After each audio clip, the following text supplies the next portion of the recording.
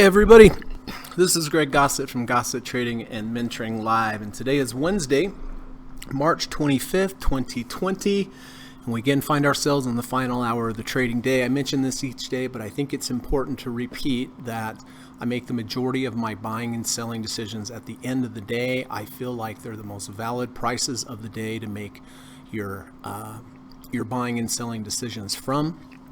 I say this because during the day you have the algorithms, day traders battling it out. At the end of the day, you have the large financial institutions come in with size. They're buying and selling a lot of stocks. They take control away from the individuals and the algorithms, and that's what moves the price at the end of the day. And so if I'm going to make buying and selling decisions, I'd like to make it based upon what the big financial smart institutions are doing. Doesn't mean it's always going to work, but you know, we work with averages and so forth. But to me, it's the most valid price. So I make the majority of my buying and selling decisions based upon the closing price.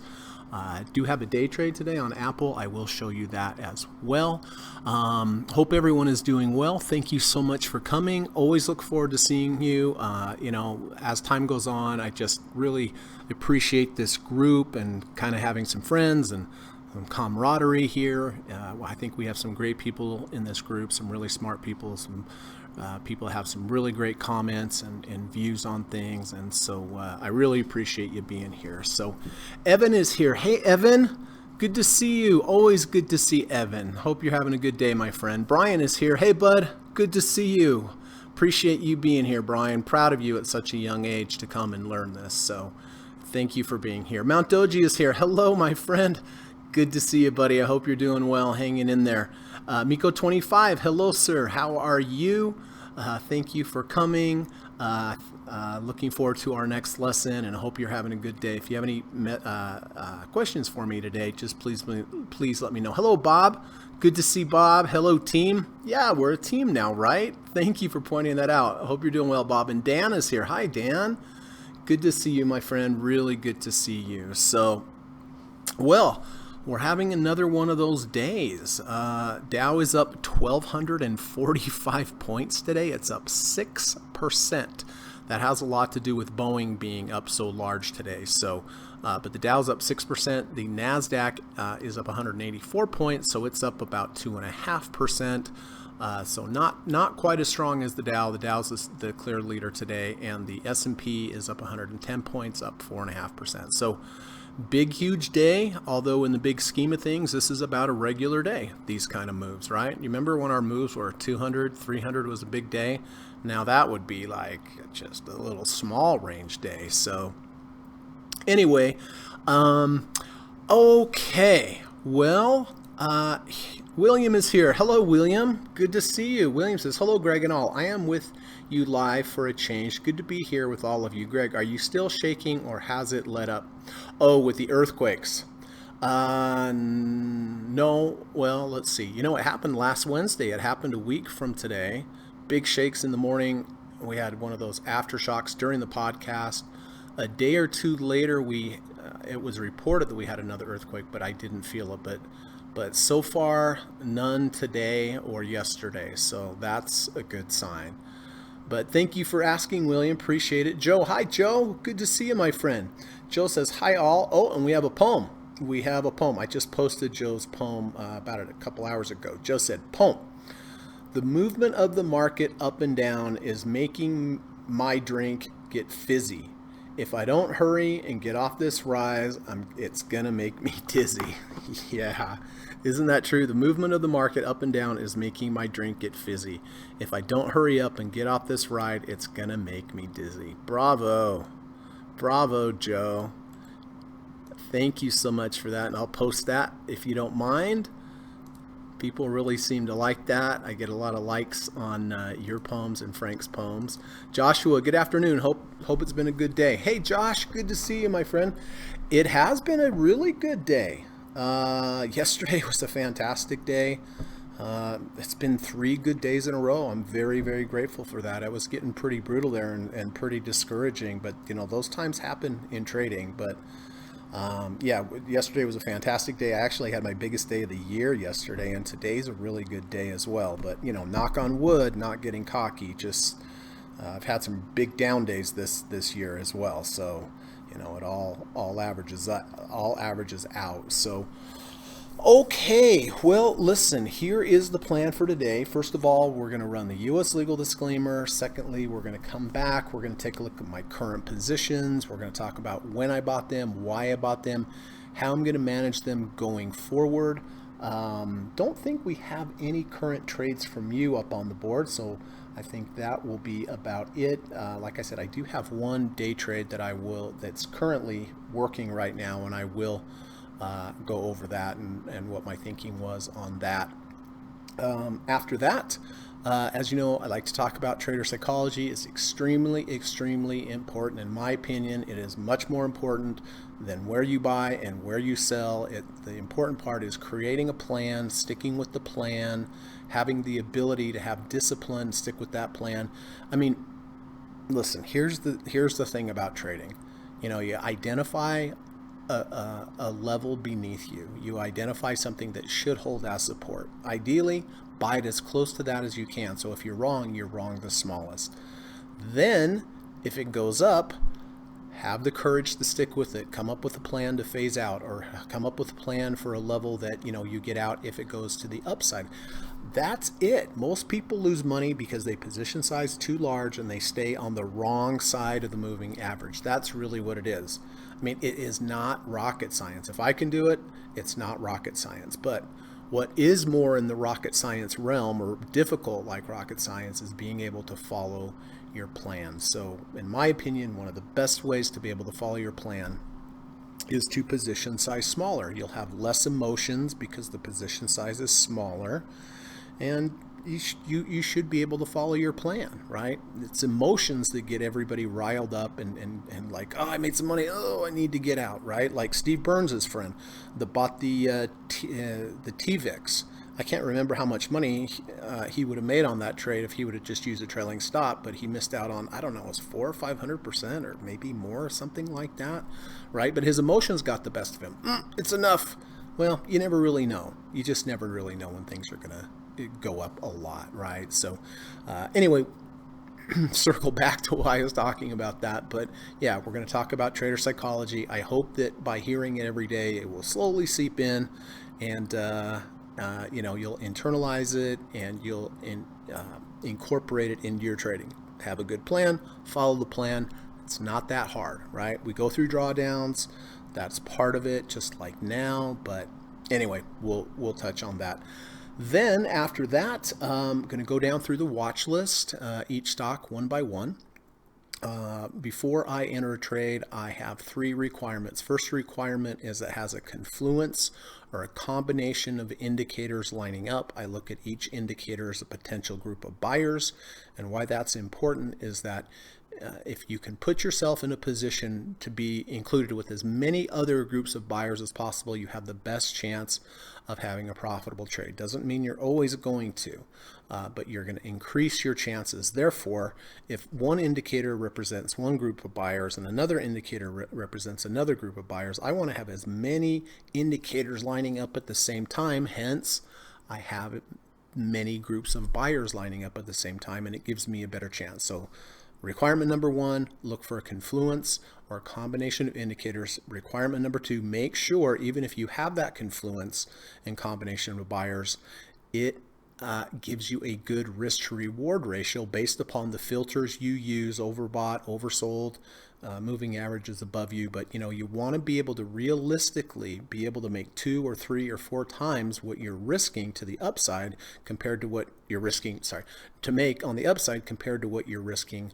on the downside. So that is very important. You can have great indicators lining up, but it might be too high. There may be major resistance above you, and you have to factor that in too. And then number 3, it's very important that you do not have too many correlated positions, or you do not have too much account heat. A correlated position is if you had 2 or 3, if you had 4 or 5 different tech stocks. Well, if you have an up day, you're going to do great. If you have a down day, you're going to get hammered, right? I like to diversify, maybe a tech stock, auto stock, healthcare stock, Beyond Meat, whatever, right? Just to have some diversification in the type of companies you're holding and the industries they're in. And then also extremely important always is account heat. No matter how well diversified you are, me personally, I don't like to ever have 60% of my capital at risk, even if they're completely uncorrelated positions. And that one little fact there has saved me a ton of money this year. Could you imagine being fully, wholly invested in some of these moves down? Just unbelievable. So anyway, using those three criteria, I'm going to go through the watch list. If something looks interesting, I'll mark it off. And when I get through the watch list, I'll go back, take a look at my candidates, try to use a fine-tooth comb, narrow it down to one, maybe two at the max. And that's what I'm going to do. That's the plan. And then if I find something that qualifies, I'll go ahead, place the order near the end of the day. Then after the market closes, if anybody has any questions, please let me know. Happy to answer, happy to clarify anything that you have questions on. If you have any stock symbols that you'd like me to look at after the close, please let me know. If there's any stock symbols you'd like me to look at before the market closes and you think it would be helpful for the group, please go ahead and type them in the chat and put a star by it so that I know that it's time sensitive. So, okay, that's the plan for today. So if you could be so kind, just hang on. I'm going to run the U.S. legal disclaimer, and I'll be back in about 40 seconds. Thanks.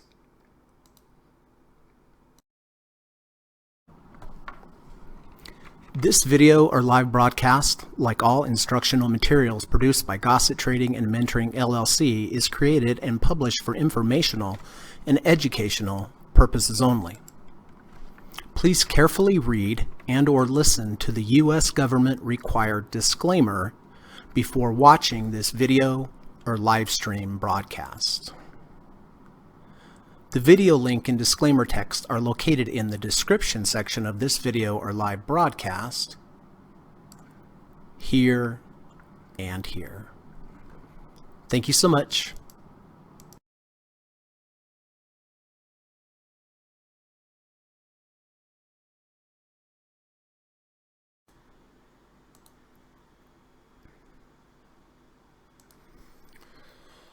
Okay, thank you for that. Hey, Zach, good to see you, bud. Zach and I had a call last night. We talked about options. I hope that helped, Zach. I don't normally teach options, but I hope that it helped. Kamal, hey, Kamal, good to see you, my friend. Nice chatting with you earlier today. Josh, congrats. Thank you, sir. It's been good. Put a little wind in my sails. That was, that's the thing with trading. Sometimes you have lots of wind in your sails and you're just motoring across the ocean, and then other times you have no wind in your sails, and that's when you kind of have to get mentally tough and work on your position sizing, get more precise on what trades you're entering. And yeah, it's just part. Some traders are great when things are going well, but when it goes against you and you get into a market, I mean, a historic down move like this, all the rules, everything goes out the window. So you have to be careful about that. Hey, Frank, good to see you. Frank has a poem for us today. Thank you, sir. Here's a rule waiver we can savor. Hope is the strategy. Hope the virus goes away. Hope the sick get well quick. Hope the lockdown we can cope, and hope the markets stay afloat. Oh, very good. Hope is a strategy. Hope the virus goes away. Hope the sick get well quick. Hope the lockdown we can cope, and hope the markets stay afloat. Yes, very, very good and very true. Hope this all works out for us for sure, right? So I'm going to save that there like that. David's here. Hey, Dave. Good to see you, my friend. Appreciate you being here as always. Deanne. Hi, Deanne. Good to see you, my friend. I appreciate you being here as well. I hope you're having a good day. Hey, Marco. Good to see you, my friend. Always great to have Marco here from Slovenia. If you have any questions, Marco, anything I can help you with, you just please let me know. Steve Burns, hey, how you doing, bud? This market is unbelievable. Thank you, Steve, for being here. Always an honor, privilege. I say this every day, but I truly, sincerely mean it. It's a thrill for me to have you in the chat. I know it is for everyone else. And thank you for all that you do. And great to have you here. But yes, it is unbelievable. I mean, the thing is, we're so used to it now that 1,000 moves are just are just kind of the average. I mean, that's becoming the average true range, right? Bing He, hi Greg, may need to cut loss on TDOC later. Bad day for me these 2 days. What's the TDOC? Oh, Teladoc. Yeah, that one's down today. Yeah. Well, it is coming back into the value zone. If I was interested in, it got a little extended coming back into the value zone. I need this to move sideways. Well, let me know. Let me know, Bing He, if you have any changes. But I know a few days ago you had a great day on some shorts, but that's how it goes. Sometimes you're up, sometimes you're down.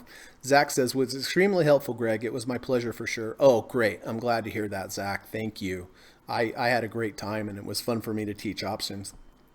Steve says, I had an emergency stop hit today on TDOC. Oh, did you? Yeah, well, I'll tell you what, Steve, I've had more emergency stops in the last 30 days than I think I've had in the last 2 years. So I know you haven't had too many, so congratulations on that. So it looks like Steve got out of TDOC. Bing He says, took eBay at 27. I haven't looked at eBay for a long time. Hey, 27.95 going up, grateful. Perfect. Let's get that down here. 27.95 for Bing He. Good. Glad to see that. All right. Bing He. All right, go eBay. Go eBay for Bing He. All right, how are we doing on time? Hey, Uzair Hussein, hello. How you doing? Uzair says hello. Uzair has great post on the Facebook page, New Traders, Rich Traders, right? Thank you for being here. I appreciate it, and I really appreciate your post. I've actually done a few minutes on a couple of your posts, I believe, lately, but thank you for coming. It's nice to have you here, and thanks for all your great posts on the Facebook page. Steve says Boeing's driving up the Dow dramatically. Yeah, Boeing is up just so big today that it's driving the Dow up out of ratio with the rest of the market. Steve Burns says, hey, Uzair, glad to see you here. Yeah, Steve knows. Uzair, thank you, Steve Burns. Bing He says, exited TDLC. Okay, well, let's take a look. What's going on with my positions. As you know, I have a variety of positions going on right now, some directional, some calls, some puts. First up is Walt Disney Company. I did sell puts down to $50, expiring 1/15/21, so expiring at the beginning of next year. At this moment, I do have about over 50% protection to the downside on the puts that I sold. I sold these because with such volatility, I was able to get so much premium for selling the puts. Right up into the 8-9% annual return, which I'm very grateful for. I don't always sell puts, but I do sell puts when volatility expands because of the premium you get. Real quick, the reason I picked the $50 price on Walt Disney on the yearly chart, right here in the middle of the value zone, right at the midline, this could act as some support on the yearly chart. Doesn't have to, but it could. That's the premise. But I don't just base it off of one time frame. So here, $50 on the yearly. On the quarterly, that $170, or sorry, that $50 price lines up nicely with the negative third ATR channel. We know we generally, more times than not, have support at the negative third ATR channel on about any time frame. On the quarter, I do have the support of the 200 quarter and the 250 quarter. So I have support on 3 different time frames on the puts. Like I said, I don't sell puts a lot only when volatility expands, but this $375 per contract is somewhere between 8 and 9%. And if I have to buy it down here at $50, so be it, and I'll manage it from there. But anyway, this has been a very profitable trade so far, so I'm very grateful for that. The Qs also sold puts on the Qs, $350 per contract. This expires June 30th, so this expires in a couple months, just a little over a couple months. I believe I have 30% protection on this one. Yeah, right about 30% protection. And somewhere in the 8-9% annualized return on the premium that I sold. I did pick the $130 mark, was lining up with a 10-year moving average. On the quarter, had the -1 ATR channel below as support, and on the monthly had the negative third ATR. So anyway, this one is very profitable as well. So I'm grateful for that. As you noticed, when I sell puts, buy calls, sell calls, I do it at different time frames. I like to even those things out. SPY, world famous SPY trade. Okay. In case we have some new viewers, I do want them to understand why I do buy the SPY every day at the close and I sell it first thing the next morning. This is not based upon resistance or support or technicals. It's based solely upon a long-term backtest study from Liz Ann Saunders. She's at Bespoke Invest. This backtest study goes all the way back to 1993, and you have two options. The first option was buying at the SPY at the open each day, selling it in the afternoon at the close. If you did this every day from 1993, you've actually returned a negative 13.9% return for all of your troubles. However, if you bought the SPY at the close in the afternoon, held it overnight, sold it the first thing next morning, if you did this every day since 1993, you would have actually had a positive 634.2% return. Blue line is the buy in the afternoon, sell in the morning. Orange line is buy in the morning, sell in the afternoon. You can see the buying in the afternoon, holding overnight, selling in the morning. Over time, it definitely has had an edge, and that edge has played out nicely. Although there are significant drawdowns on the way to a nice big equity curve. And, in 2019, I used this almost the entire year, had a very great year, very profitable year.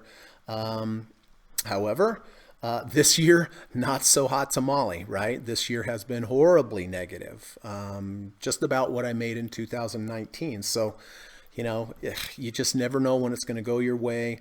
You never know when it's going to go against you. I like this approach because of the volatility. I have only been and because it's under the 200-day, I've only been using 0.25%. Usually I position size with a 10% position size. But because the volatility has increased and because we're under the 200, I've only been using a quarter position size. So the last couple days have been good. Yesterday at the close, I bought it at 243.15, sold it this morning exactly for 245. So much higher if I would have kept it, but that's not the approach. Sunday, was it Sunday? No, Monday I bought it here. And yesterday had a really nice overnight trade, a nice gap up, which I'm very thankful for. So anyway, glad to have some profit in the last few days and some of these days back here. But again, it's still under the 200-day moving average. Volatility is still double, triple what it was before. So at this point, I will also only be buying a quarter position size. MasterCard. All right, so I did buy calls. I bought long-term calls on MasterCard. January 15th, 21 calls. I bought the $230 calls expiring 1/15/21. Bought these right about here. Did go ahead and take my profit today. Had a really nice profit on this.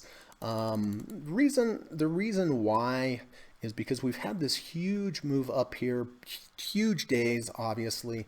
We're getting right up to into the value zone. We're getting right up here near the 50 RSI. It doesn't mean we can't motor up, but I had several of these calls. I wanted to have some diversification in my exits, so I did go ahead today and get out of those. I can't remember what I bought them for now. I think they were in the $40 level, but I did sell them today at $58. So a little less than where it is now, but just the general space of where it's at. We make this lower low, we come back into the value zone, we're right battling with that 50. It's very likely the market could fail here. I'm not saying it's going to, but it's likely it could, right? We play from the 30 to the 50 to the 70 RSI. We played from the 30 up to the 50. I still have calls on Apple and some other things, so I wanted to take a little risk off, and I was very happy with the profit. Okay, Apple. Couple things going on here with Apple. I did get out of my Apple puts that I sold down to 170 yesterday. I did exit those. They were nicely in the profit. I didn't want too much correlation on profit, but I still do have calls on Apple to the $250 mark expiring June of 2021. Those are profitable. I was speaking with Zach last night, and he's like, on these long-term options, do you still have a plan? And I do. My plan is with those options, I switched to a weekly chart because it's a little bit longer. We did have a V1 on this. We did have a V1 this week, and so giving it a little bit of space because they are long term. If we close below halfway of this washout bar, I'll go ahead and just sell my options. If we reject the one ATR channel here on the weekly, which is up at about 304, that is where I would take my profits on the calls. So it's important. I told Zach last night, if you have an identical chart on 3 different stocks, I'm not going to get out of each stock exactly the same. One, I'm going to let run a little longer. I'm going to have a plan for every stock, right? I'm going to have a plan, but I'm going to have less filters on one chart, maybe more on the other, so I can kind of get an average of the move. So anyway, happy with Apple. Now, I do have a day trade here on Apple that I want to show you, and I guess I better look at because I haven't been paying attention. Oh, bummer. All right. I did buy Apple here at 255.51 on the 5-minute. We had this higher low V1, right? We closed below the -1 ATR channel. We came up, we came down, we formed this nice V2. I got in at 255.51. Obviously it moved really, really nicely over the last 10 minutes or so. It did get up here to 256.45, which is more than 1 ATR for my entry. At this point, I get out if I have a close below the previous low. So we have 79 seconds. Currently, it looks like it's going to, that's too bad. It was a nice profit up here for a minute, but now it is, well, actually, I'm still profitable. So somebody remind me to look at this in 60 seconds and see if it closed below the previous day's low, because if it is, it looks like it will be a scratch trade or possibly a little bit of a positive trade. So, okay, Greg, remind yourself. In a minute, look back. XLF. I did buy XLF. This is the only directional trade I have. I did buy XLF yesterday at 1987. Really nice setup here. We had a lot of confluences. We had, to start off with, we went under 30, over 30 on the RSI. We also closed under the -30 ATR channel and then back over. Right. We also had a V2, day 1, day 2, day 3, day 2, washes out day 1, day 3, closes above day 1, and we also had a false breakout to the downside from this previous range.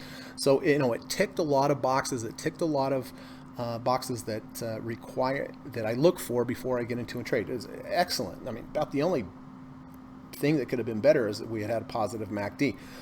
So I did buy here 1987. I did hit one profit target today at 27.1, but it's up 5.84% today, so that's fantastic. It has not moved 1 ATR for my entry. Once it does, I will get out with a close below the previous day's low, or if we reject the 50 RSI. So anyway, very grateful for this trade. I only took a quarter position. Obviously, I wish I'd have taken a full, right? But that's how it goes sometimes. Let me look back here at Apple. Oh, look at that. You know what though? it did close below the previous day's low. It did close below the previous day's low. So what I'm going to do, it still is profitable. I'm going to go ahead just because I can't watch it while I'm trading here. So I'll go ahead, just lock in that profit, be grateful for what I have there. Well, it's really moving up, isn't it? Okay, that's all right. I'll go ahead and take the profit. Okay. 256.03 is where I got out.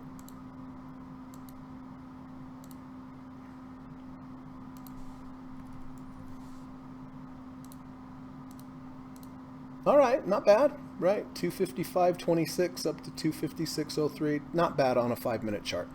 Okay, so let me clear up this here. Oh man, I'm running behind already, aren't I?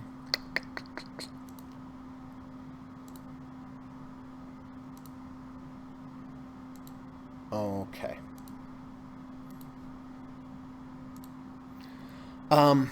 All right, listen, before we get to my watch list, before we take a look at some of my potential trades for my end of day trades, like I mentioned earlier in the podcast, I do like to talk about trader psychology. There's some really good channels out there on Twitter and on Facebook that post some really good, useful information, some good trading words of wisdom that I think is important for us to read every day, and that's why I like to cover it here. But this is from Scott Trades on Twitter, @ScottTrades. It's a great channel. Nice guy, lives up in Canada, and when I read this, it really resonated with me, and I thought it would be helpful for you as well. So let's take a look and see what Scott has to say. The more I surround myself with and get to know professional traders, the more I realize they don't make calls. They manage risk and use levels. They fight for price. Anytime they take a trade, anytime they are right on a trade, and they fully know it could have gone the other way, right? Totally true. Professional traders don't make calls. Making calls is having an opinion. I think we're at the bottom. You really don't know. I think we're at the top. You really don't know, right? But so they're just looking for price action. But, as I mention all the time, the important part is you have to manage risk and use levels. And what do you mean by using levels? Well, like I talked about before, identify some legitimate support below you, whether it's an RSI level or whether it's a major moving average. Try to enter as close as you can so that if it closes on the other side, you are wrong the smallest. And then, manage risk by position sizing correctly and scaling out like I do, or, one entry, one exit is fine as well, but just make sure you have a plan to the upside as well. A lot of people have plans to the downside, but they don't have plans to the upside. They fight for price.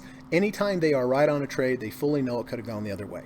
And it's so true. When you're right on a price, don't, pat yourself on the back too much and get cocky about it, because you didn't know it happened to go your way. But don't get too cocky about it. And conversely, if you have a losing trade, don't get too down on yourself. Just like you don't know if it's going to go up and you don't want to get too cocky, don't get too down on yourself if it goes against you. It's nothing personal. If you had a good trade set up, it doesn't mean it's going to always have to work, right? So anyway, I hope that's helpful. But yes, managing risk and using levels without having opinions and making calls, basically using price action, having a plan to the downside and a plan to the upside. So many people have a plan to the downside, but not as tight. They don't have quite as much plans to the upside, and you need them both. You need to play offense and defense. So thanks, Scott Trades. Appreciate that. @ScottTrades on Twitter. Okay. Let me take a quick look here. Oh, that financial might get up to our second profit target. Who knows? We shall see. Frank says, times are so odd. BA getting rescued by a Fed helicopter. Good. A great options trade on MasterCard, Greg. Yep. Well, thank you. It did make sense to me at the time. Like I said, listen, it's higher than when I sold it now, but that's okay, right? I still have other calls. I still have puts. I'm just not going to exit every single trade exactly the same way. All right, well, let's go down through the list and see what's cooking. Look, Apple has a nice break above the 200-day. It does. I already have I already have calls on Apple, so I'm just not going to add another position on Apple. Um, if you didn't have a position on Apple, a close under and a close back over the 200 does backtest well. I'm a little concerned about the RSI at this point. We went from the low 30s. This invisible 50 RSI above us does not mean it's going to get rejected there. But if you look at it in a group of big numbers, very often it does get rejected there. So because of that, I'm not going to mess with a lot of possible entries today that are very close to the 50 RSI. Doesn't mean, if you were going to trade this and hold this for a long term, this would probably be a pretty decent place to get in with the close above the 200 and, just get out with the close under. But again, I already have positions in Apple. So anyway, I'm going to pass on this, but the under 200, over 200 is a good long-term back-tested system. But I'm concerned about the RSI levels and the move that we've had already. Adobe, it's kind of poking up and down around the 200. So it's lost, this 200-day has lost some validity. Amazon down today, interesting. We talked about it rejecting the 50-day moving average above, and that is where it has struggled. So nothing on Amazon. Look at Boeing, up 29.46%. It's got stuck right at the -1 ATR channel, acting as resistance above. Lots of volume there today, but this kind of move, this V move, concerns me. I don't like V moves. V moves tend to not hold. Most likely you'll have a little bit of pullback. Then I look for a higher low V1, V2. But I do know some people that were brave and did step in to buy Boeing down here. So congratulations. You really got rewarded for that. Berkshire Hathaway, same thing. 2-day strong move. We're back in the value zone. We're close to the 50 RSI. I would wait for, people that were fortunate enough to buy down here. If it starts getting weak here, they'll bail. That will cause the price to come down, most likely. If a new group of buyers come in, buy it up, making a higher low from this, that's really where my focus is attention, or my attention is focused at the moment, is looking for a higher low V1 in this market. Same with Beyond Meat, really nice move up here. You can see it rejected close to the 50-day moving average. Caterpillar, 46.92.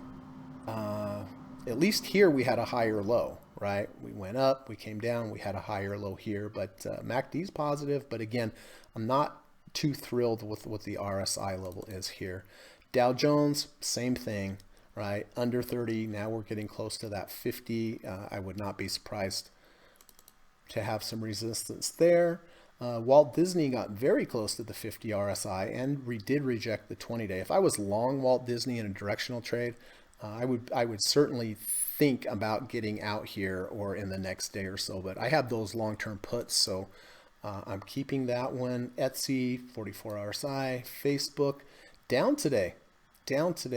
MACD crossing. That could be positive. But again, I'm waiting for a return to value into the value zone, at least 1-2 days down, and then look for a higher low V1 to buy. Gold does look interesting to me today. We have the 520 EMA crossover, which long-term does backtest well. Currently, 5-day EMA is at 148.34. The 20 is at 148.22.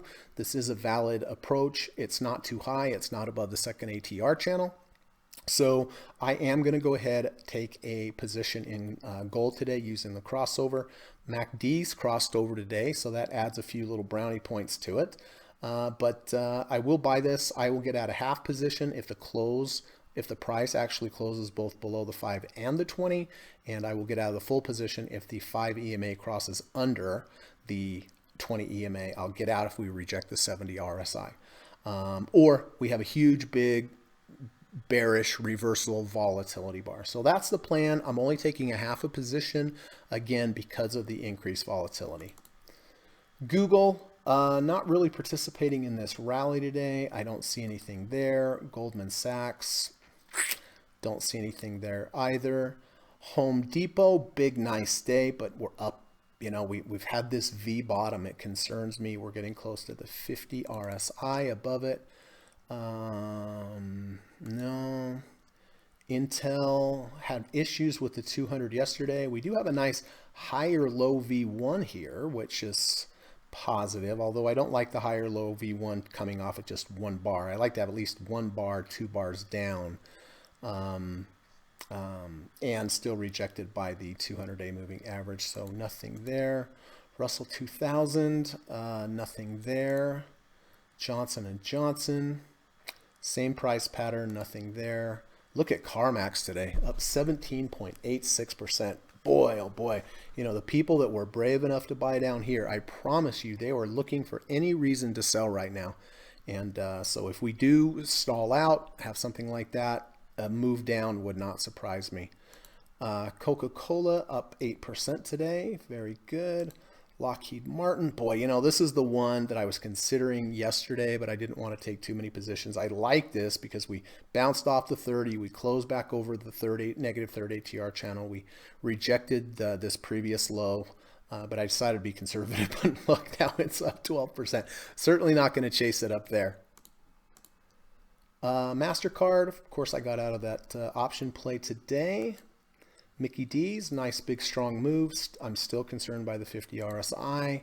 Merck, not really participating. Microsoft, nice big strong move above the 200-day, possibly a moving average crossover. Netflix, here we were below the 1 ATR channel. We came into the value zone. Now we've had a couple days down. Now I would be looking for a higher low V1. So I'll be watching that in the future. Nike had some good earnings. You can see it's at a 49.69 RSI, so it already has rejected the 50 RSI. Had it rejected the 50 RSI, had I been in this, I would get out today if it rejected the 50. Philip Morris, nothing really there. PayPal, no. Q's doing well. Silver, nice day up as well, but no crossover. S&P 500, of course, we had the overnight trade. I'll be buying that again today for the overnight trade. The Teladoc returned, has bounced off the low a little bit inside the value zone. Bonds down now. Tesla, big, nice move off that 200-day moving average. Back in the value zone again. I would be looking for a pullback. Now that we're in the value zone, I'd look for a day or two down and look for a higher low V1 as an entry. Twitter, nothing there. UAL, big day today, up 12%. But again, I don't like the V bottom. I'd like to see it maybe go up another day and then have a couple days down, have a V1, V2. Although we did get one MACD crossover today, that's positive. Natural gas, don't see anything there. United Healthcare, big day up today. Big day up today. But looks like it possibly rejected the 50 RSI. Oil is at least holding and building a base. That is positive. Nothing to buy there. VIX, interesting. We are up 1,000 points and VIX is also up. So this tells me that the market is possibly expecting some more volatility, maybe from, when the plan comes out, the stimulus plan. I don't know, but it is up today, even though the market's up. So that's a little concerning to me. Verizon, nothing there. Walgreens, nothing there. Walmart actually down quite a bit today. Although, could look for a V1, V2 tomorrow. We're above the 1 ATR channel. We came into the value zone. We were sideways for 2 days. That's exactly what I want. Here's a washout bar. Tomorrow might be a beautiful V2 with the perfect return to value sideways movement V2. So I'll be watching that tomorrow. XLE up today nicely. Financials, of course, we did buy that yesterday. That great confluence of signals. V2 under 30 over 30, under the negative third over the third, false break of the downside range here. And up 6% today, so I'm very happy with that. Did hit one profit target. Maybe we can hit that second one. I don't know. It has to go up another 50 cents. Real estate, nice big day today. Utilities finally had a bounce. Healthcare and Zoom. So, Zoom had this zoomed on up. I hate to say it, right? But I would be looking for a pullback into the value zone. So the only thing that I see today here is gold. And I do want to have everyone look at this because in the future, before I go through the watch list and decide what I'm going to buy, just want to remind myself and maybe all of you, choose wisely today with your entries, right? Choose wisely. Ask yourself 3 times, do I really need this trade? Do I really need this trade? Does it back test well? Is it fitting my criteria? Or am I just getting in this because I want some action, right? So choose wisely today, Greg. Choose wisely, everybody. This is from Diane Cooper. I don't know who that is, but thank you, Diane. What I'm looking at here is gold. I'm looking at gold. That looks like the only trade I will take. And again, it will be a half position. Jackson, what's going on, my friend? I saw your email. Yes, I'm looking forward to our Skype call. We've got to get that scheduled. Professor Jackson has been doing some great quant work with his computer. It's done very well. I think Jackson hit an all-time high or yearly high last week, if I'm correct, Jax, right? But good morning, my friend. Thank you for being here. Hey, Burke is here. Hello from Turkey. Nice to see you, my friend. Appreciate you being here. Burke says, US 500 S&P futures, is there an inverse head and shoulders pattern? Well, I don't have the futures chart.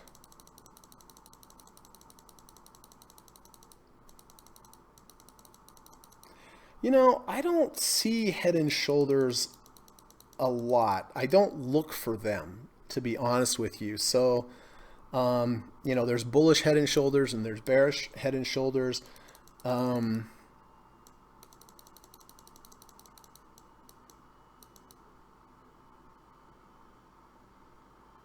Anyone see one? Anyone see one?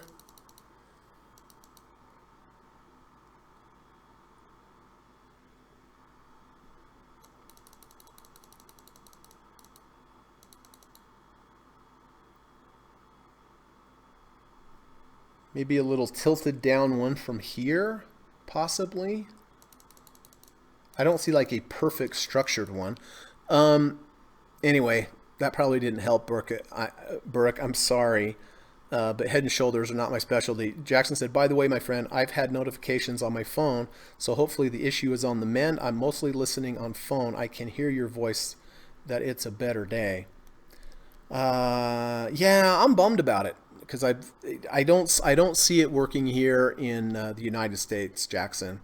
For some reason, you know, people can watch the podcast, but it's not being shared in people's feeds. So I actually have a call tonight with a YouTube person. Doesn't work for YouTube, but he's an expert, and hopefully he'll tell me. But we'll see what happens. We'll see what happens. But I'm glad you can see it on your phone. That's it may have something to do with AI. A lot of Google employers are working at home, and so they had a message that said some videos are going to be deleted, some channels aren't going to be shared. It's a mistake. AI is making a mistake on it. So hopefully that's what it is. But yeah, it's a little discouraging, but we'll just soldier on. Oh, on the 1 hour graphic.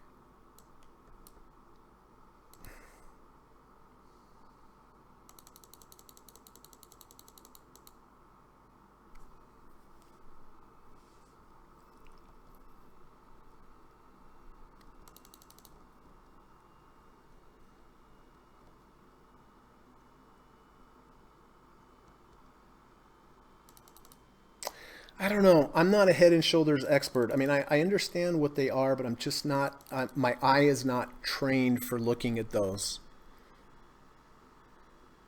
Okay, yeah, do. Send me a sketch. Andrea, hi. Good to see you. Thank you for coming. I used to get your live stream showing up first. Now it doesn't show at all, and I have to search for it even though I'm subscribed. Yeah, exactly, Andrea. That's the thing. That's exactly right. You can get to it if you go to the channel, but normally it would show up on the screen. Mount Doji says, I've been in Exxon since yesterday. It reminded me of the XLF setup. I got out of Exxon yesterday.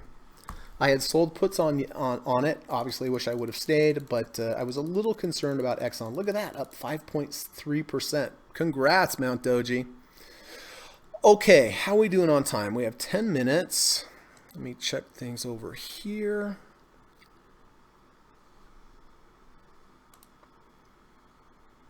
Okay, so the market has come down a scotch, hasn't it? Look at that Apple trade. Oh my. Well, well.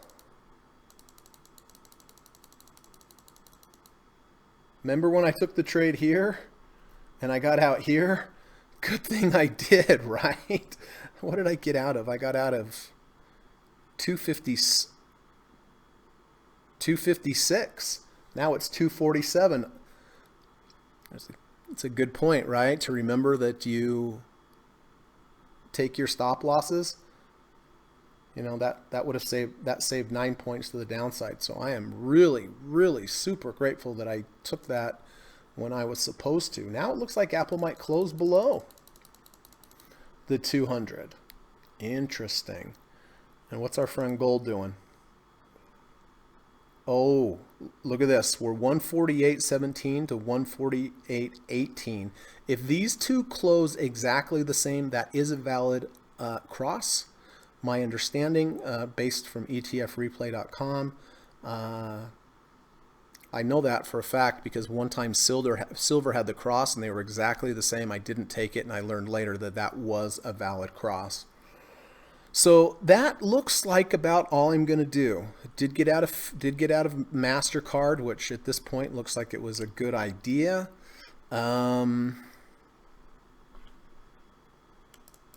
Oh, look at that. Apple's gone negative. Oh, my. Oh, my. I'm not surprised, everyone. At the levels that we have bounced, you know, getting up here near the 50 RSI, I am not surprised. And, you know, that's why I didn't want to, really why I wasn't looking to take any other trades today.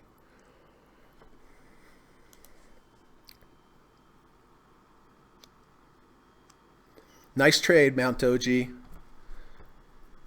Jackson says, haha, Professor Jackson, more like when Jackson is in lockdown, he has even more time to look at patterns like a mad professor. Anytime for a Skype call, G. Sounds good. I always look forward to speaking with Jackson. John, hey, John, good to see you, my friend. Appreciate you coming here. Always like to hear from John. John says, saying Lucci, Wall Street Jesus discussed last night in their Tuesday video a particular VIX arbitrage going on and suggested VIX is broken. I don't particularly understand and not sure they do either. Yeah, VIX is a wild animal, isn't it? It is interesting, though. It is interesting that VIX is up today on an up day, and now it's really gone up. I just think the market is expecting some volatility. I mean, obviously, that's probably why it's up, right? So, tell you one thing, John sent me an email a month ago or so and said, don't take the overnight SPY trade. You know, this virus is going to be bad. And I wish I had listened to him, John. You were spot on. You nailed it. Mount Doji, same as Andrea. I need to go to your channel instead of showing it on my homepage. That's it. That's the problem. Steve says, Bernie Sanders, 4 GOP threatened to hold up coronavirus bill. That'll do it. That'll do it. William Green, SPY just dropped to 247. Yep. Yep. Bob says, for gold, why is your 3 to 5 bar green?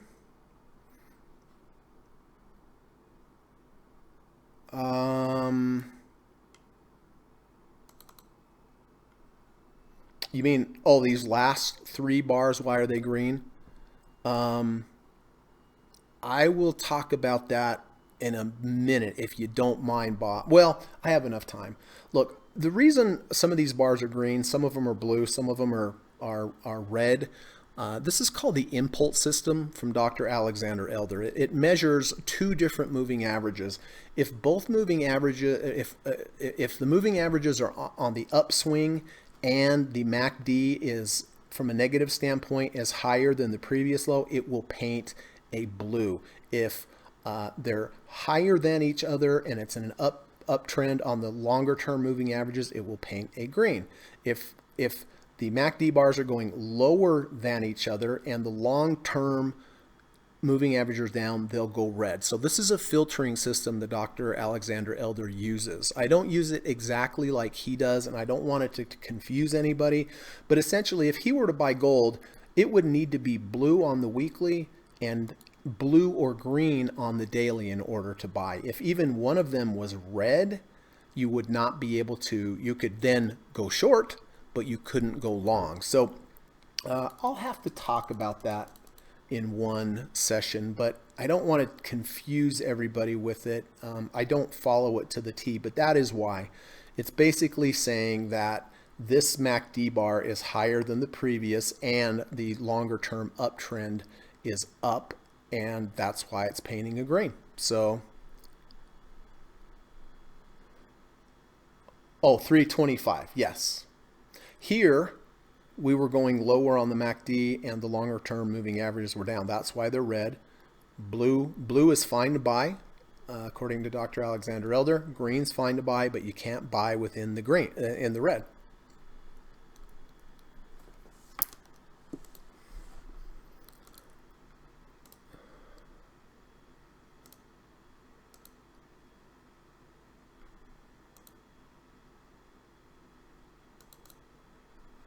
Okay, let me take a quick snapshot of that. Head and shoulders.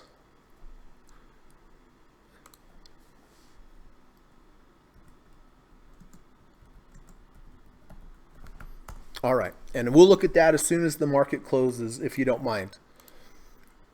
Because I have got to get this gold trade cracking here. All right, there it is.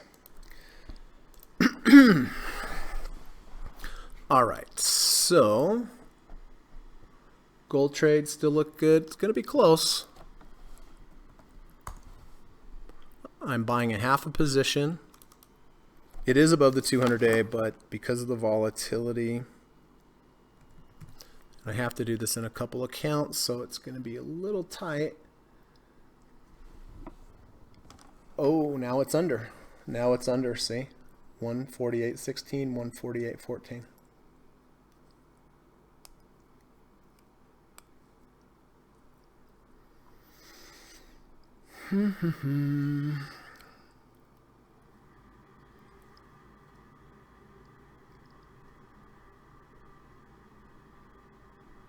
Yeah, it's going to be close.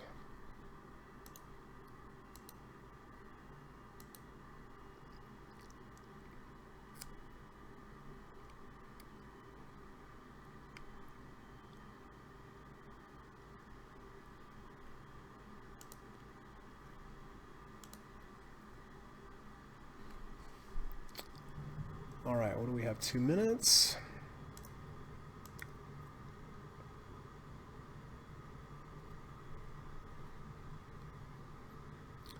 Looks like it's under. Doesn't look like it's going to close over, so I will have no trades today, other than the SPY trade.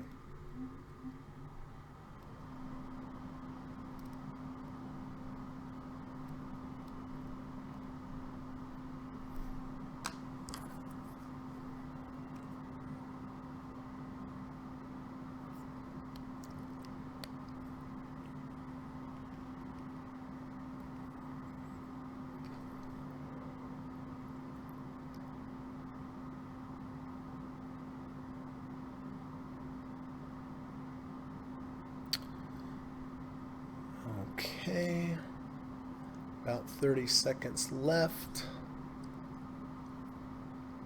I'm looking right here and right here for that crossover.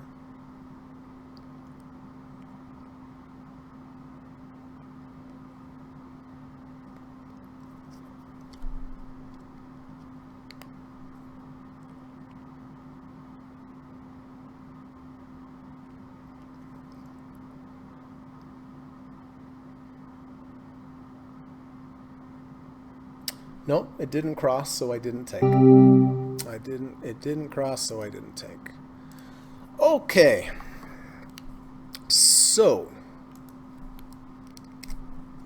2:40 246.79 is the new SPY trade.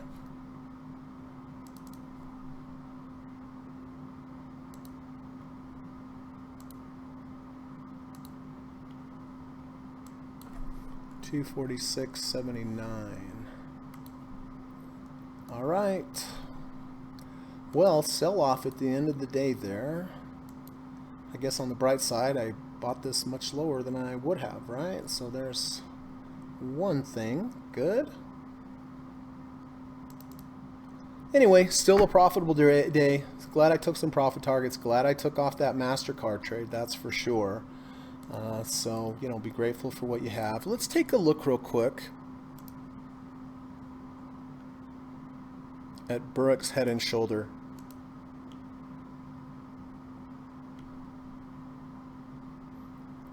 So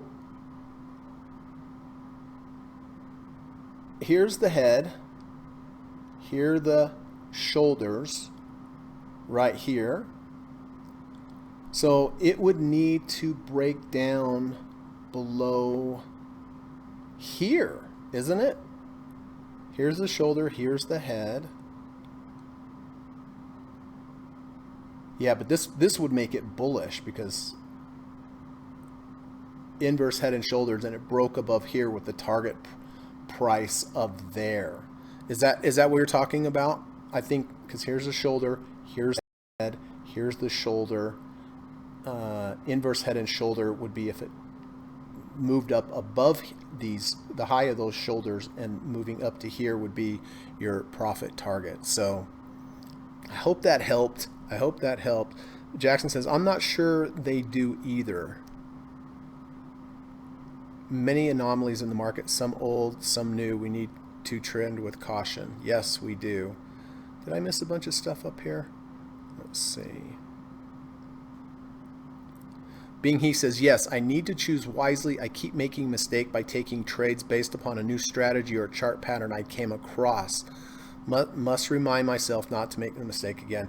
You know, best advice I can give everybody is, you know, narrow stuff down and take the very best trade of the day. Taking one trade of the day, I think, is a fantastic idea, you know, and just narrowing it down to the very best one.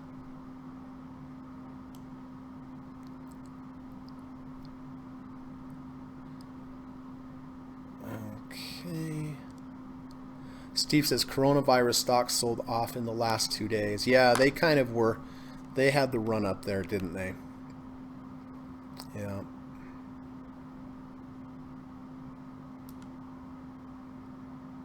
Glenn says, looks like a cup and handle. Oh, yeah, here, right? We come up, we come down, then that looked like a cup and handle there, right? Here's the cup and the handle, and then broke above and immediately went back down. Yeah.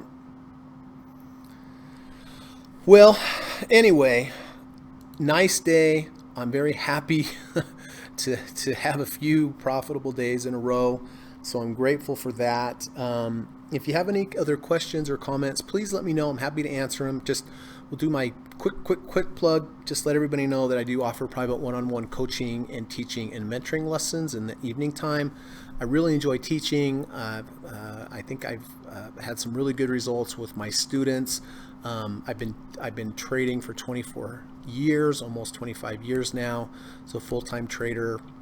I've studied with people like Stephen Burns and Dr. Alexander Elder and Kerry Lavorne and Larry Williams. And I do have a course. It's 5 sessions. Each session is between 2 and 3 hours.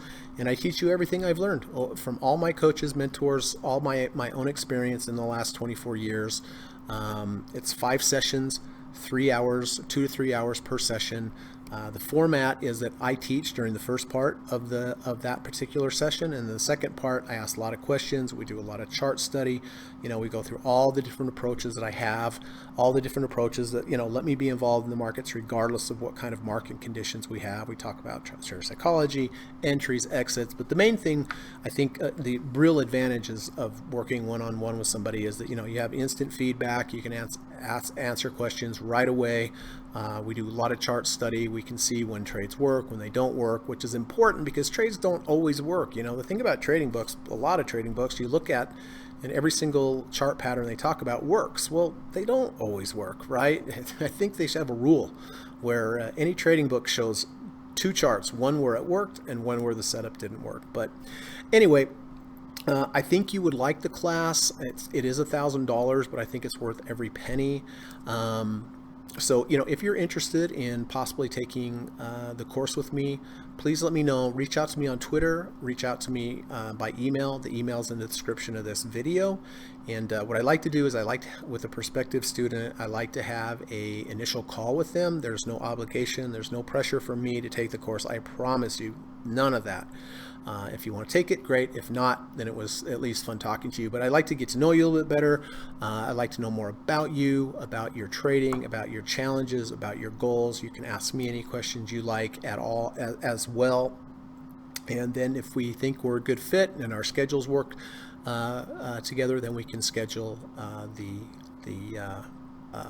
the lessons.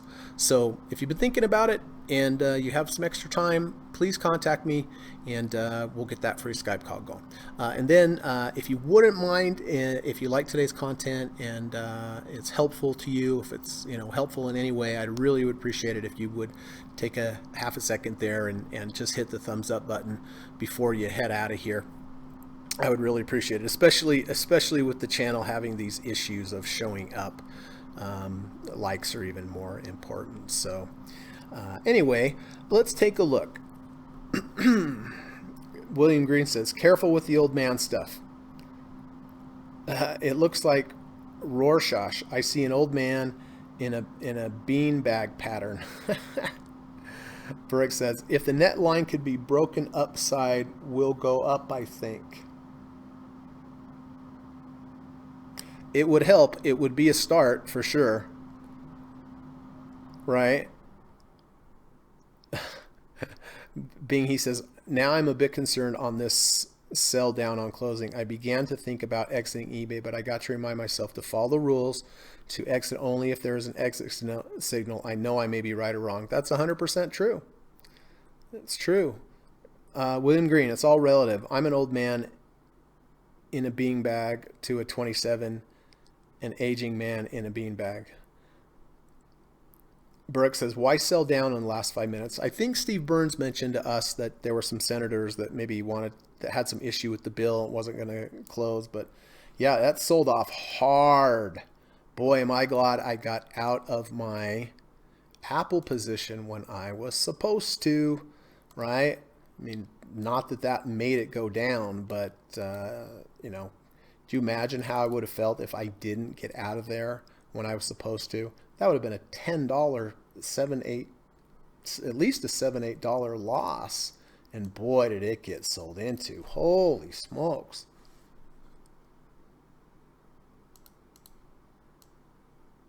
Yeah, 11 points. Wow.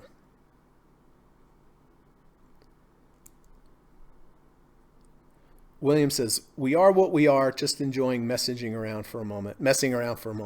That's right. Zach says, Greg has such a knack for explaining things to simpletons like myself. Well, I appreciate that, Zach, for sure. Not so hot on explaining the head and shoulders, but it's just not an area of my expertise. I was struggling last night with the options because I don't normally teach options. So I was having a hard time getting out of my head what I wanted to convey to you. But I think you did great, Zach. I mean, I think you have at least a better understanding of, which options which and what it does. Glenn says, coronavirus cases are not accelerating in Italy and Spain. If they can hold around 6,000 and then decrease in the next few days, then that will be a good signal for the USA and UK. Yeah, we're kind of looking to these countries who are ahead of us for possibly what's going to happen with us. William says, you got SPY on sale today. Yes, I did. I certainly did. I mean, I was going to buy that thing at $254. So I did get a little sale right at the end. I mean, let's look at the last 5 minutes.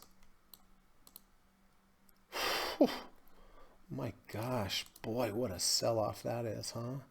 3%. That's a lot on the SPY.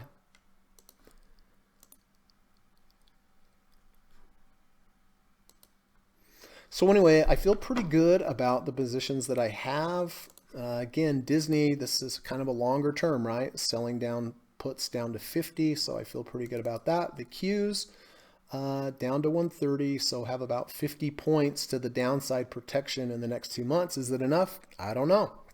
We shall see. SPY, overnight SPY trade, got the little sale on that. MasterCard, well, in hindsight, getting out of MasterCard might have been the right idea, and just lucky that that worked out. But I got out of them at 56. I'm sorry, 58, and now the bid's 52 by 56. So Apple, I do have the Apple calls. So again, on the Apple calls, I'm basing this off the weekly chart. If we close below halfway of the washout bar, right about, I guess that's about halfway, I'll go ahead, exit the calls for probably a small loss, depending how fast. If it gets up here, rejects, that will be my profit target to the upside, or my signal to the upside on what to do with my calls. And Zach and I were talking about that exact same thing last night. Jack says, nah, you were great. I could see you teaching that as a full class as well. There are a lot of things that would be well worth it as well. There's a lot there that would be well worth it as well. Yeah, I think it's important to learn options and have an understanding. Boy, the things you can do with options are unbelievable, right? I mean, just endless. It's a whole other world. But learning one or two good options strategies and being really understanding them, I think, is all you need. I mean, you could spend a year learning all the different type of options and make your head spin, right? But like anything, just start with one thing, get good at it. It's like you don't want to learn guitar and piano and trumpet and a violin at the same time, right? It's okay to learn them all in time, but learn the guitar first, get proficient with the guitar, then go to the flute, right? Could you imagine trying to learn all of them at the same time? It'd be tough. Jackson might be able to do it because I know he's a musician. Kamal says upticks for all sell calls, else it's terrible pricing. Yeah, terrible pricing for sure. Especially, Kamal, I was talking with Zach yesterday, about when you go out long-term options, boy, you can really get stuck because the spread between the bid and the ask is so wide. I mean, hundreds of dollars just in the spread per contract. Dan says, Zach, I bet the simpleton doesn't need to learn all the options, just a few. Great Greg place. Yeah, just learning one approach, or one type of option trade, and just getting good at it and mastering it would be good. Zach says, exactly, just as you said, Dan, by the time we were done chatting, I narrowed down a couple types that I will focus on more intently. Very good. Bing He says, Greg, do you think I should put a stop limit on the emergency stop? Well, Bing He, that's a good point, because you don't phase out, right? You don't phase out of your positions. If I didn't phase out of my positions, I would always put a 5% emergency stop in the system. I don't do that because I cannot have an emergency stop in the system for my full amount of shares and then have all my limit orders above. My system doesn't let me do that, but you don't phase out. So yes, I 100%. In your situation, Bing He, I would always put, an emergency stop below you for all your shares, just in case you're not up or you freeze at the moment. I think it's always good to have it in the system. Let's see, what are things doing after hours here? Well, Apple's up a little.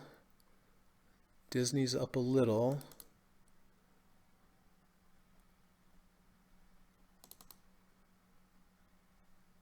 So up.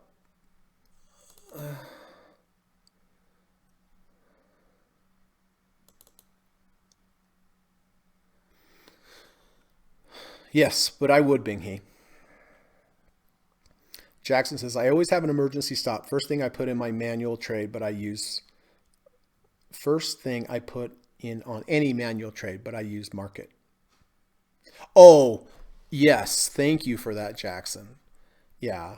Was being, yeah, I would not use a limit being me personally, I mean, I'm not telling you what to do, but ask you my opinion, but I'm not going to put a stop limit in because you may not get filled because with the stop limit, you're only going to get filled if it's exactly at the price that you say. I wish I would have read that more carefully. Thank you so much, Jackson, for that, for pointing that out. But yeah, I'm not going to, if something gaps down 5%, I'm not going to be picky about getting one particular price because, it's not going to go through if you don't get the price. Yes, I 100% would use market, would use a stop, a,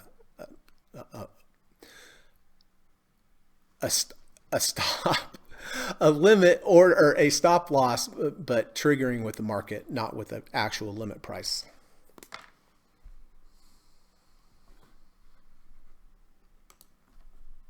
Yeah, Amazon lost to 200. Interesting. Interesting, interesting. All right, so MasterCard is out of there.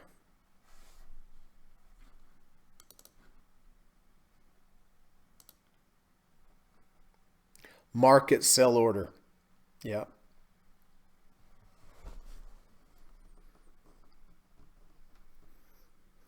Bing He says, I usually put a target limit sell order and system do not allow to put another stop limit sell order for the same stock. I can only choose one order to put. Yeah, that makes sense.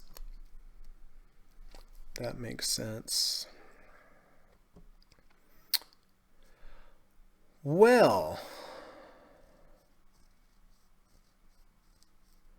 I dropped that baby like a sack of soggy potatoes.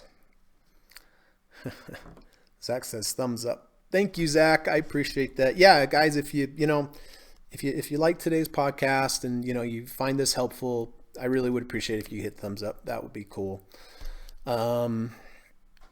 So if you have any other questions, please let me know.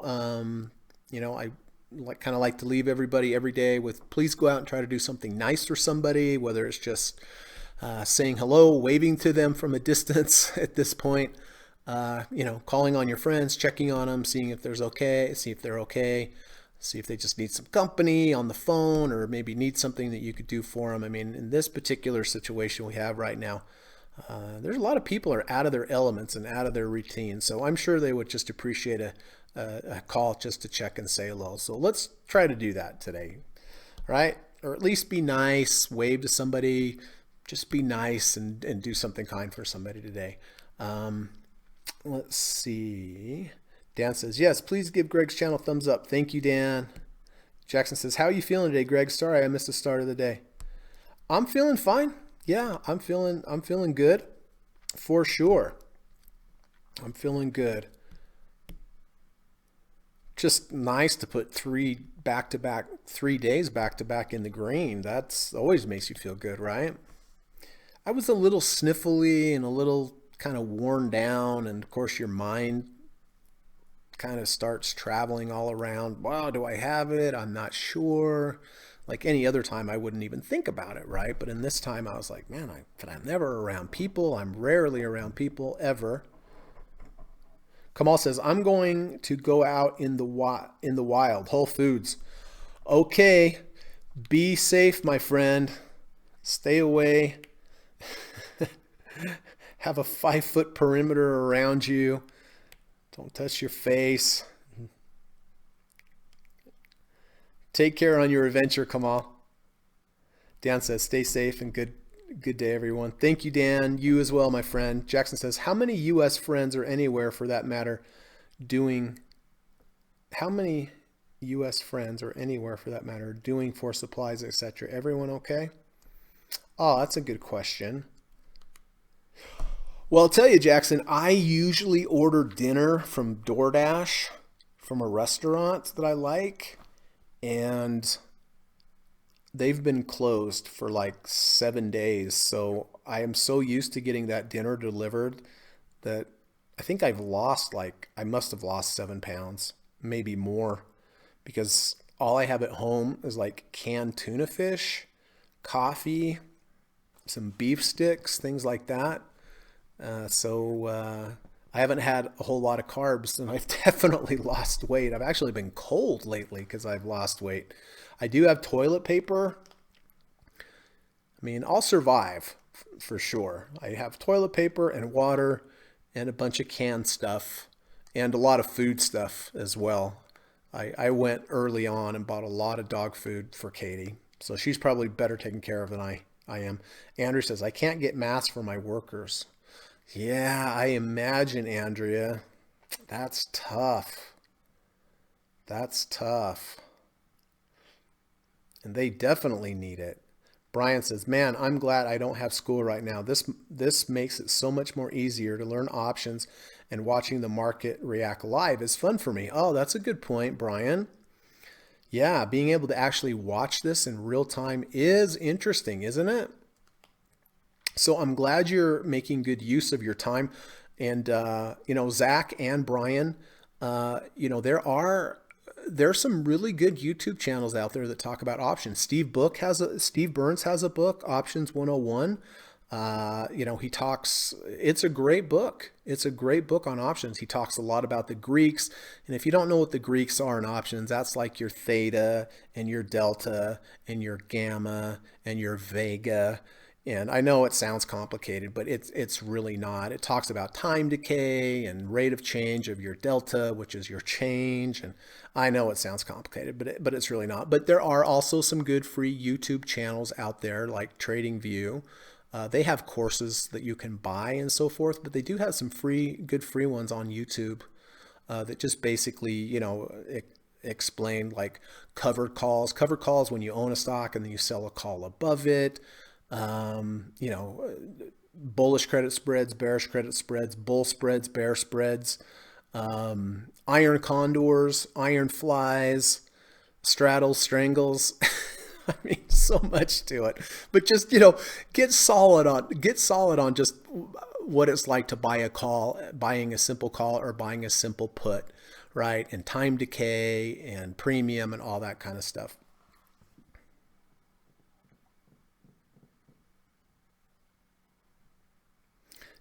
Jackson says, Andrew, yes, masks are something of a rarity. They are. I don't have one either. I have a painter's mask, like 2 compartment painter's mask. I may have to wear it to the store. It'll look like Mad Max. Bing He says, I heard tomorrow's jobless claims is expected to be 1 million. Will this affect the market?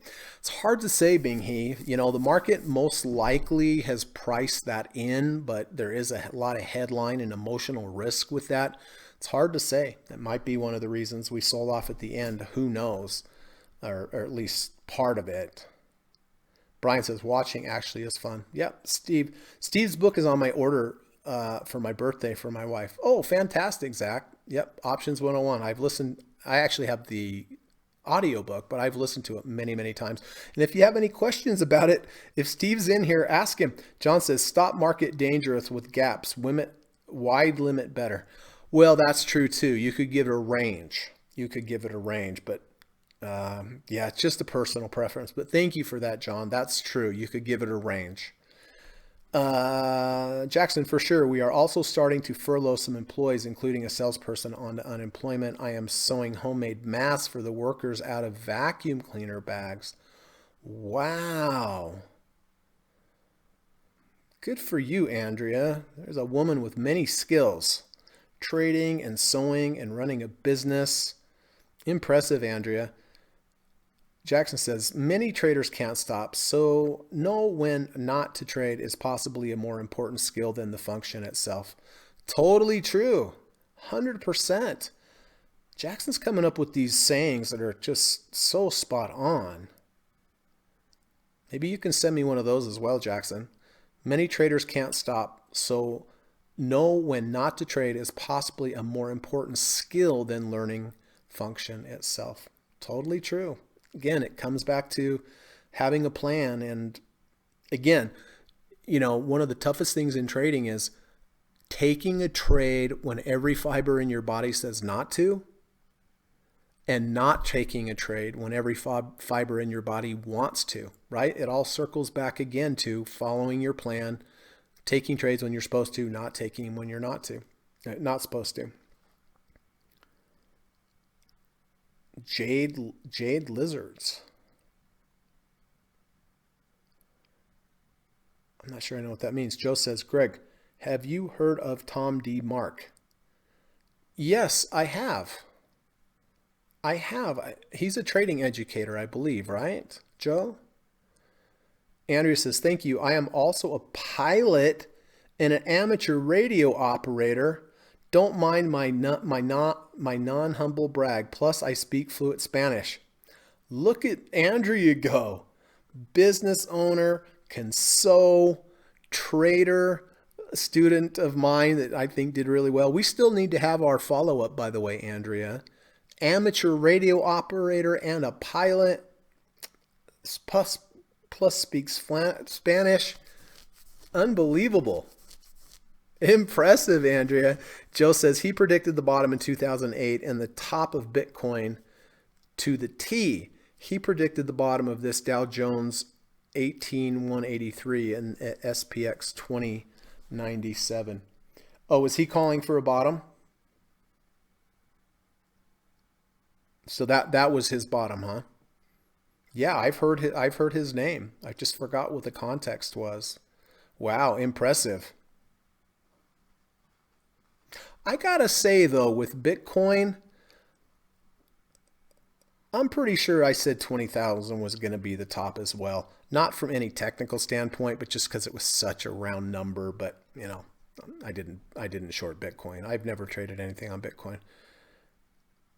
Jackson says, Andrea, that's awesome. Very creative. I probably do a homemade mask with my old underpants.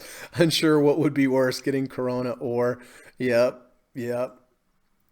Andrea seems to be very positive in life. I wish I have such attitude. She is very positive and very capable, but so are you, Bing He. Look, you're learning, you know, you had a really good stretch of trades there. You know, you're open to learning. I feel like you're following your rules more than you did. I mean, you know, she is positive, but I've seen some real improvements in your trading as well. And look, you're a tech guy, right, Bing He? I mean, you have skills there as well. Andrew says, yes, we need to do that, Greg. Jackson, that sounds gross. Andrea, I was trying to just keep going. So Andrea says, Bing He, I'm just trying to keep going so long as I'm alive. I might as well. Absolutely. Let's all try to stay positive, right? Let's all try to stay positive. Joe says, predicts 2 bounces off the bottom. I somewhat agree with that. You know, if we look at the S&P right now, yeah, what I was hoping, Joe, is that we would have a bottom with the deep MACD bars. We would have a rally getting some green MACD bars. Then we would come back, make a double bottom. Bottoms test each other very often and then have less red MACD bars. So we'd go green, red, green. That would fall into Dr. Elder's area of expertise, which are double bottoms with bullish divergences. But again, that's one of the reasons I was not interested in buying on this first move up. You know, we got up on a lot of these stocks near the 50 RSI. And that's where I expect it to come back down. We very well could test the bottom. 100% we could test the bottom. It's very hard to just go down and right up and have a V. Very difficult. Jade Lizard is an option strategy. I have not heard of the Jade Lizard, Andrea. I've heard of some of the other ones that I've talked about, you know, like the Iron Condor, which is great. The Iron Condor is great, but you have to have, you know, there's four legs to that trade, right? And the thing about having 4 different legs is that, you know, if you want it, it's, what do you put the limit orders in on all the different legs that you're trying to get? I mean, because if you just hit market, man, you've bought the ask on every single one. I know you can do like a, you know, a net credit or net debit. I do understand that, but I've never heard of the Jade Lizard. Jade Lizard. Andrew says, I had cancer 10 years ago and survived. I kind of hate that word, so it changed my outlook on life. Well, I'm so glad, Andrea. I'm so glad I got to meet you and have you as a student and to have your great input here each day. And Boy, I'm even more impressed with Andrea. We didn't talk about any of this. I don't think we talked about the. I know we didn't talk about the ham radio. Maybe we talked about the pilot, but now I can't remember. Okay, well, that was kind of fun. Listen, keep positive, everyone. Follow your rules. Be careful, selective in your trading. Account for volatility. That's why I've been taking half positions, quarter positions. So thank you all so much for coming. Oh, Andrew says, I'm not comfortable yet with placing any of those multi-leg options. Yeah, they're a bit complicated. And at the end of the day, like on those bullish credit spreads and bearish credit spreads, boy, you can give up a lot of your profit depending on where you got filled on your legs. Jackson says, everyone, keep smiling, laugh and be kind. Such a great group here. Apologies for my bad jokes. Actually, no apologies, but Greg hit me up and can chat. Yes, sir. Definitely, I definitely will. Trying to think time-wise. Jackson, let's just try to catch each other on Skype. Not set a time, but let's just try to catch each other until we touch base on Skype, right? Thanks, Bing He. Jackson says, my dad was a ham radio operator in WW2, so grew up with that stuff in electronic kick building. Wow, awesome. Joe says, have a good hike, Kate. Thanks for your wisdom. Thank you, Joe. Thanks for the poem today, as always, and thanks, Frank, for the poem, and thanks everyone for coming by. Really great to see you. And like I said, if you're still here and haven't hit the thumbs up button on the way out, I would really appreciate it. So have a good day. Go out, do something nice for somebody. Stay safe. Give somebody a call. Just check on them, right? So, all right. Okay, have a good rest of your day, everybody. We'll see you tomorrow. Bye. U.S. government required disclaimer. Stock, options, futures, and forex trading is not appropriate for everyone. While there is a potential for large rewards, there is also a substantial risk of loss associated with trading. The material in this video or live broadcast is not geared towards any particular individual or to any particular financial situation and is not intended to meet the particular investment objectives of any viewer. This video or live broadcast, like all instructional materials produced by Gossett Trading and Mentoring LLC, is created and published for informational and educational purposes only. Any and all information contained in, implied, or referenced by this video or live broadcast is not to be construed as investment advice, and no representation is made that any individual or entity involved in production of this video or live broadcast is an investment or financial advisor or is registered or authorized to give any financial advice. We are publishers and educators only. Therefore, the various producers of this video or live broadcast will not accept liability for any loss or damage of any kind which may arise either directly or indirectly out of the use of any of this material, including any loss of profit. No representation is made that any account or investment will or is likely to achieve the profit or losses demonstrated. We recommend consultation with a licensed and qualified professional before making any investment decision. This video or live broadcast is not to be construed as an offer to buy or sell any security, financial instrument, or financial product of any kind. Notice is hereby given that any individual or entity involved in production of this video or live broadcast or their clients may have an interest in any security, financial instrument, or financial product mentioned or referenced.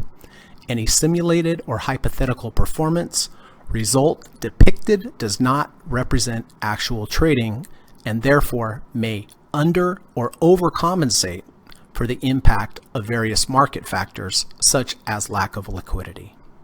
Thank you.